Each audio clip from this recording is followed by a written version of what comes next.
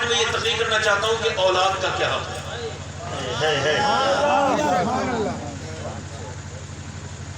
اس تقریر سے میں کوئی رجوع نہیں کر رہا ہوں، وہ تقریر پھر بھی کروں گا، مگر علم ہر طرح کا ضروری ہے. تصویر کے دونوں پہلو سمجھ سامنے ہونے چاہیے. آج کی تقریر ماں باپوں کی حمایت نہیں میں نہیں بلکہ ماں باپ کے خلاف ہے، والدین کے خلاف.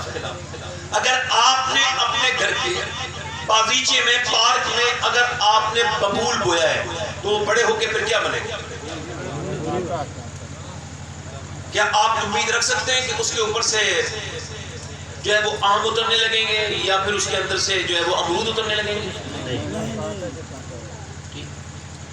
اب اگر آپ کے بچے نافرمان ہیں تو آپ نے اپنے آپ انہیں بنایا ہوگا.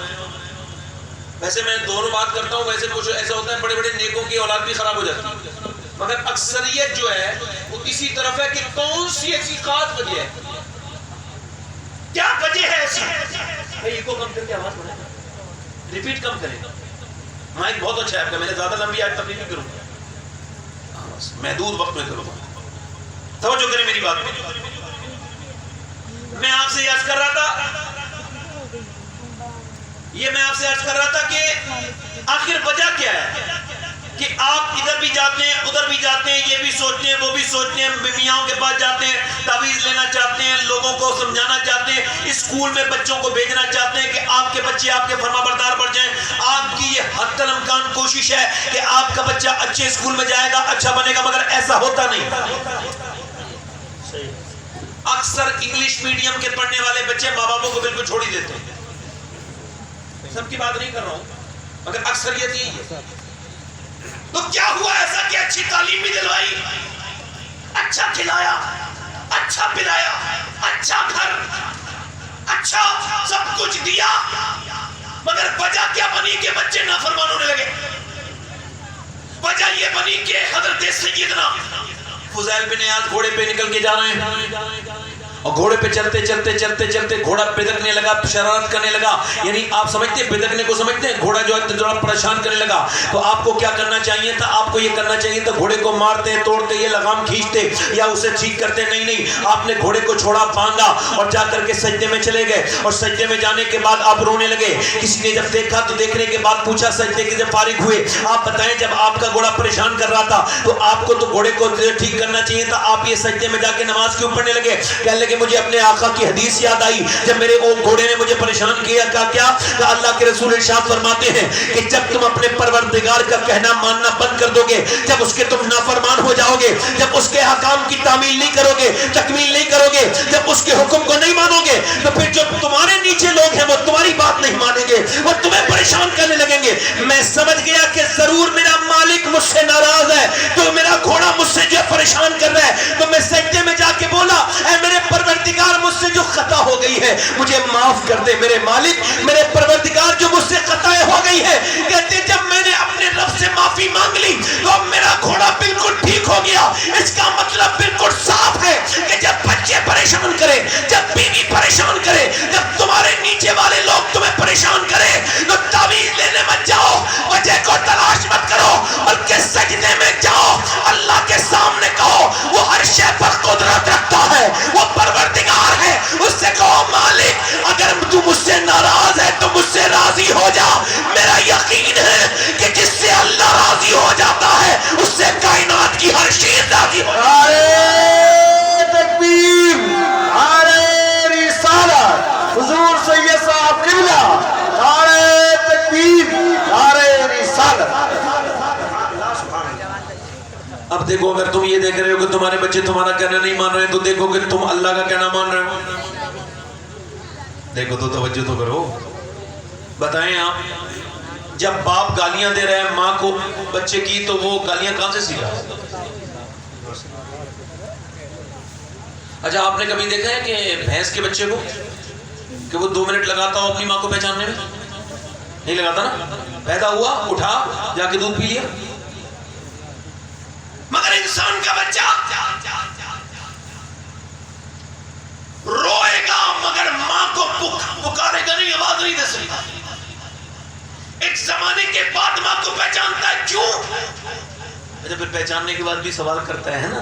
دیکھیں آپ کبھی آپ نے کسی جانور کو سوال کرتے نہیں دیکھا ہوگا یہ کیا ہے وہ کیا ہے, کبھی آپ نے دیکھا ہے؟ میاں آپ کو پتہ ہے کہ جو ہے وہ اپنی اکثر یہ دیکھیں سانپ کی جو سانپن ہوتی ہے نا یہ اکثر 60% اپنے بچوں کو تو خود ہی کھا جاتی ہے, مگر آپ غور کریں انسان کا بچہ ہے, انسان سے سوال کر رہا ہے ابا یہ کیا ہے, ابا وہ کیا, بولو ہے کہ نہیں بولو, یہ سوال ہوتا ہے ابا یہ کیا, ابا وہ کیا, ابا یہ چیز کیا ہوئی ہے, یہ چڑیا کیوں سے آئی ہے, یہ پرندہ ایسے کیسے آتا ہے, یہ کھانا کہاں سے آتا ہے, یہ گیہوں کا بندہ سوال کرتا ہے, بچہ نہیں کرتا ہے. وہ کرتا ہے کیوں؟ امام غزالی کہتے ہیں اس وجہ سے کرتا ہے کہ اللہ یہ اسے دکھاتا ہے بندے کو کہ دیکھ بندے میں نے تجھے بچہ دیا ہے مگر کوڑا کاغذ دیا ہے بالکل, تو جسے جو پڑھائے گا اس کے وہی سمجھ میں آئے گا, اگر اس کے دل پہ تو شیطان کا نام لکھے گا تو لکھ جائے گا, اور اگر میرا نام لکھے گا تو وہ بھی لکھ جائے گا. نعرہ تکبیر, نعرہ رسالت, نعرہ رسالت.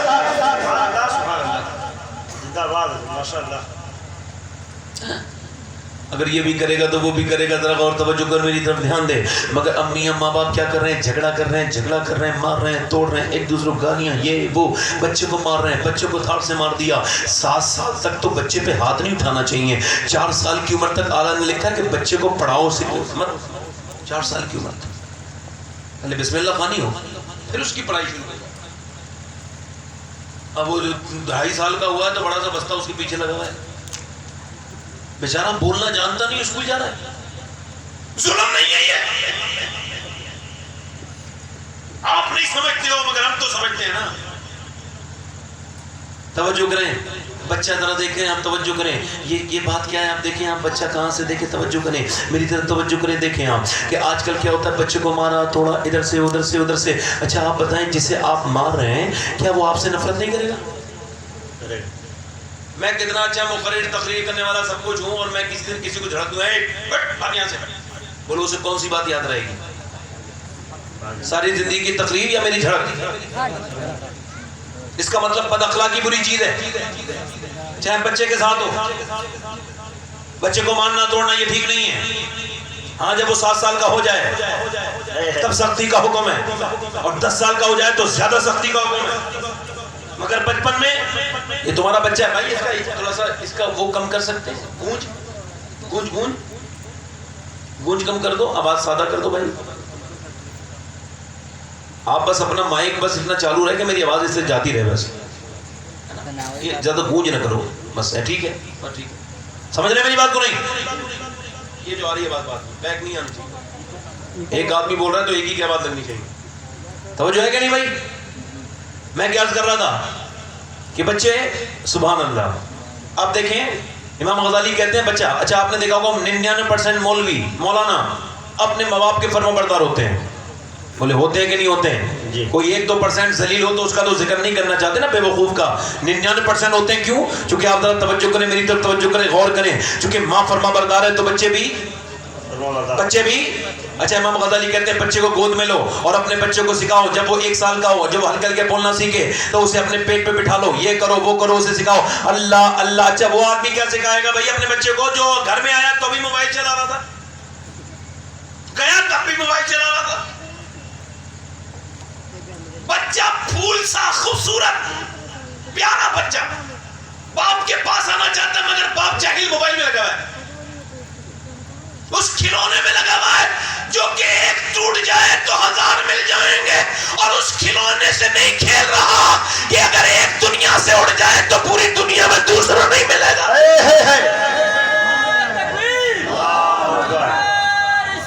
یا رسول اللہ. اچھا دیکھیں آپ یہ اوچھے کے آپ میں کھلونا آ گئے, یہ ہر وقت موبائل میں لگے رہنا, بچوں سے کوئی بات نہیں کرنا. بات نہیں کرو گے تو بچہ سمجھے گا کیسے؟ بچوں سے اچھی اچھی باتیں کرو, بچوں کو کچھ کہانیاں سناؤ, اچھی اچھی شریف باتیں شریف لوگوں کی سناؤ. بچپن میں انہیں سکھاؤ نفرت نہیں کرنا, یہ نہیں کرنا ہے وہ. اچھا آپ کا تو مسئلہ یہ ہے کہ آپ کے پاس مہمان بیٹھے ہوں, ذرا سا کوئی بچہ آ جائے بس آپ کی تو بے عزتی ہو گئی. اچھا بڑے عزت والے ہو تم, کیا عزت ہے تمہاری؟ بچہ کیا بے عزتی کیا کرتی؟ ارے وہ مہمان بیٹھے تھے تو بچہ آ گیا, اس کے بعد اس نے بھی کھانا شروع کر دیا تو کیا کرتا پھر وہ؟